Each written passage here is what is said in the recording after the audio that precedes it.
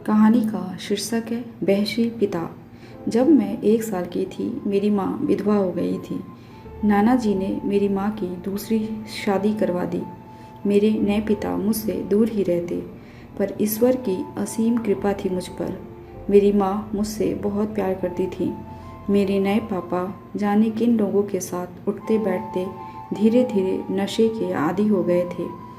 अब मैं 3 वर्ष की हो चुकी थी और मेरा भाई भी इस दुनिया में आ चुका था।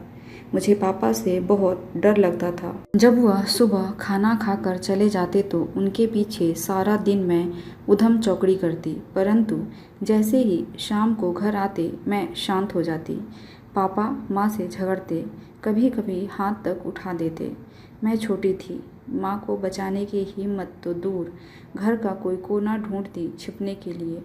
ये सब आए दिन की नौटंकी सा हो गया था। पापा शाम को शराब के नशे में धुत आते, माँ को मारते पीटते और कुछ गालियाँ देकर सो जाते। तब मैं माँ के पास जाती, आंसू पोंछने के सिवाय कुछ नहीं कर पाती। माँ मुझे छाती से लगाकर खूब रोती। उनको रोती देख मैं भी रोने लगती।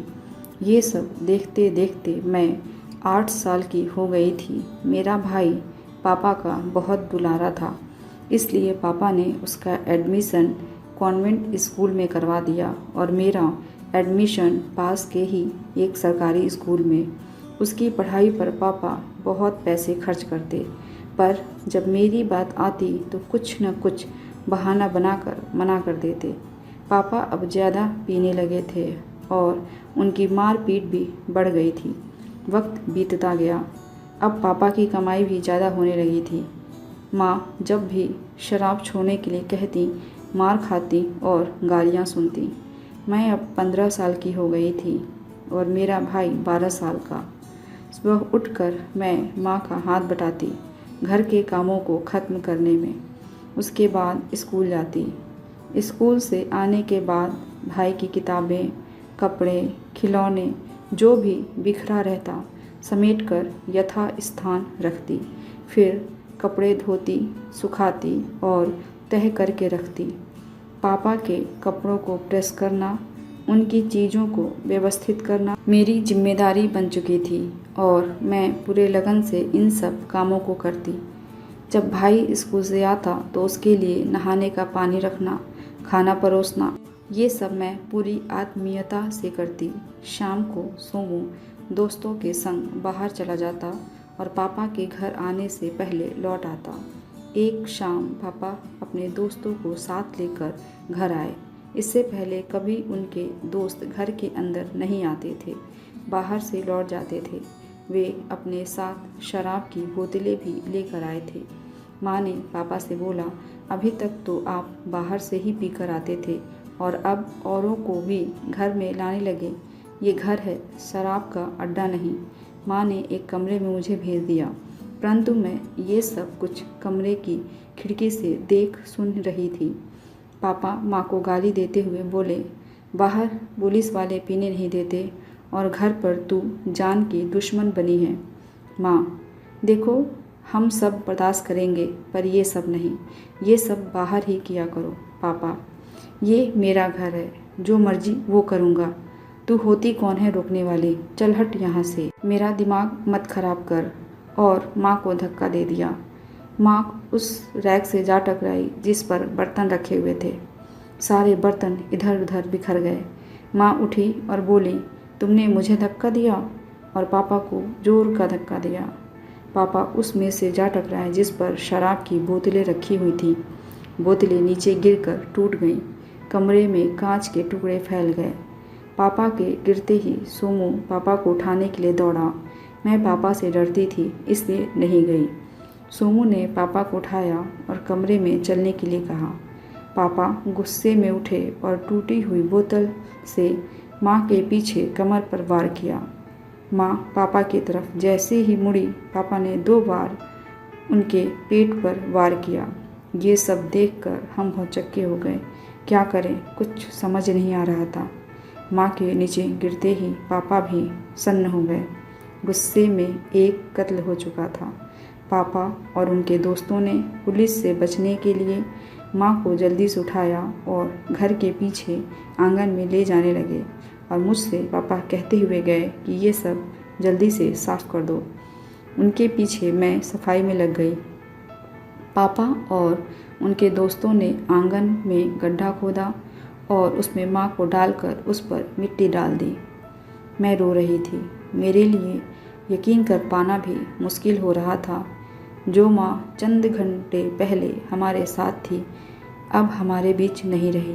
काश ये सब बुरा सपना हो और माँ एक आवाज़ दे, मैं उन्हें सीने से लगा लूँगी, लेकिन मैं कभी नहीं मिल पाऊँगी। उनकी कमी पूरी ज़िंदगी खलेगी। मैं अब किससे बात करूँगी? कौन अब मेरे साथ में रहेगा?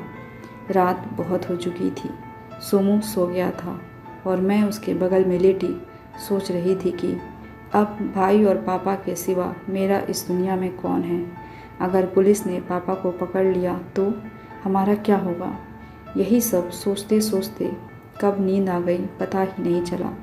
सुबह उठी तो सोमू स्कूल जा चुका था।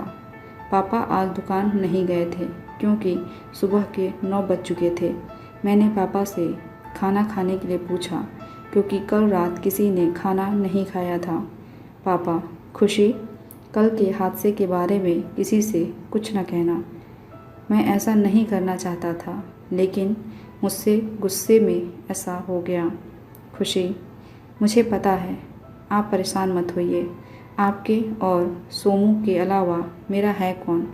तभी पापा ने मुझे पहली बार गले से लगाया।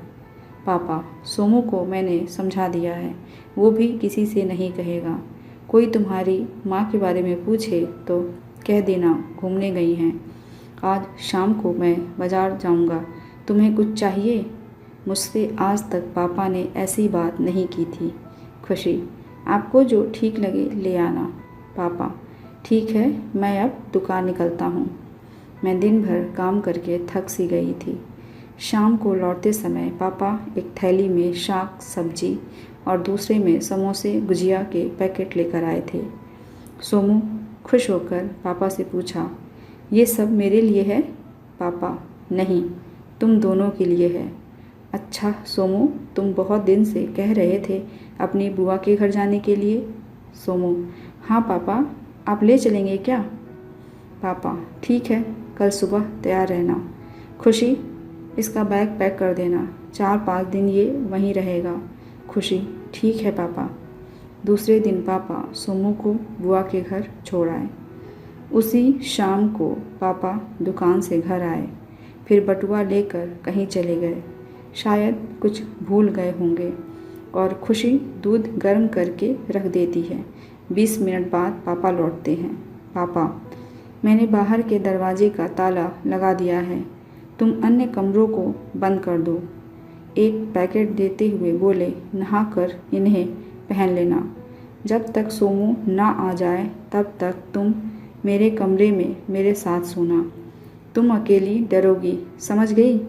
खुशी, जी। फिर पैकेट लेकर नहाने गई।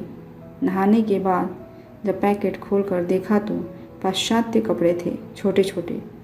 मैं हैरान थी देखकर, लेकिन जैसा कि पापा ने कहा था पहन लिए। उन कपड़ों में बाथरूम से बाहर निकलना अच्छा नहीं लग रहा था, तो मैंने उसके ऊपर से सलवार सूट डाल लिया। फिर मैं पापा के कमरे में पहुंची तो देखा पापा कोई बोतल और नमकीन लाए थे, लेकिन ये बोतल शराब की बोतल जैसी नहीं लग रही थी, तो मुझे कोई दिक्कत भी नहीं थी। पापा ने बोतल और नमकीन को मेज पर ऐसे रखा कि बेड पर से ही दोनों को उठाया जा सके। रात के 11 बज रहे थे। पापा ने कूलर ऑन करने के लिए कहा। मैंने ऑन कर दिया। अब पापा ने पास आने का इशारा किया। मैं मेज के पास आकर खड़ी हो गई। पापा ने बेड पर बैठने का इशारा किया और मेज के नीचे से 2 गिलास निकाले और नमकीन को मेरी तरफ बढ़ाते हुए बोले, खाओ खुशी। मैंने नमकीन खाई, वो काफ़ी चटपटी थी, तो मैं पानी पीने के लिए उठी, लेकिन पापा ने एक गिलास मुझे पकड़ा दिया। मैंने गिलास लेकर चखने के भाव से पिया। वो कुछ कड़वा सा था और मेरा मुंह भी जल रहा था, तो झट से पूरा गिलास पी गई। मैंने नमकीन न खाने का फैसला किया और पापा से कहा, ये बहुत तीखा है। पापा ने फिर से गिलास आधा भर दिया और मुझे रसोई घर से चीनी लेकर आने को कहा। मैं थोड़ी देर में चीनी लेकर आ गई, लेकिन लौटने पर देखा तो गिलास पूरा भरा हुआ था।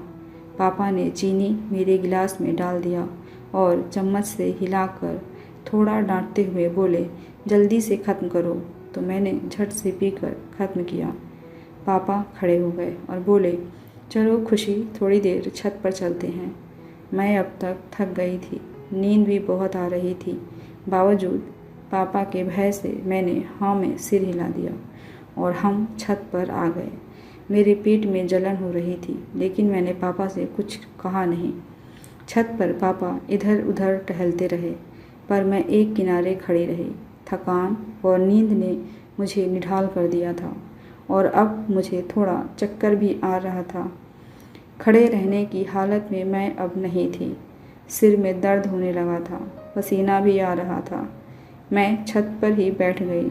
मेरे कपड़ों पर धूल लग गई थी, लेकिन इस समय इससे ज़्यादा ताकत नहीं बची थी मेरे शरीर में। अजीब सी हालत हो रही थी। तभी पापा की नज़र मुझ पर पड़ी। उन्होंने मुझे देखा और मुझसे बोले, चलो नीचे चलते हैं। मैं नीचे जाने के लिए खड़ी होने की कोशिश करने लगी और पूरी ताकत से जैसे तैसे खड़ी हुई, लेकिन मेरे पैर लड़खड़ा रहे थे और मुझे मदहोशी सी छा रही थी। मैं सीढ़ी का दरवाज़ा बंद करने के लिए भी वहाँ नहीं रुकी। पापा ने आते समय दरवाज़ा लगा दिया था। तभी मुझे लगा कि मुझे टॉयलेट जाना चाहिए।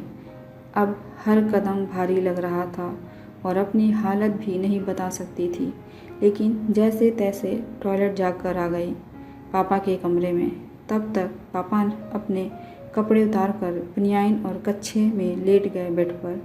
ज्यों ही मैं लेटने के लिए बेड पर बैठने वाली थी, पापा ने कहा, तुम्हारा कपड़ा गंदा हो गया है, इन्हें निकाल कर एक किनारे रख दो।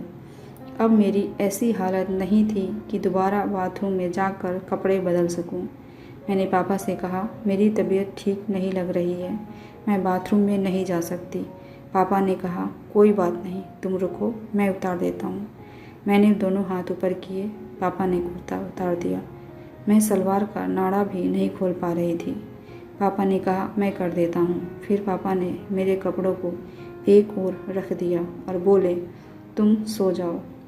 अब मेरे शरीर पर पापा के लाए हुए पाश्चात्य कपड़े ही थे। मैं बेड पर लेट गई।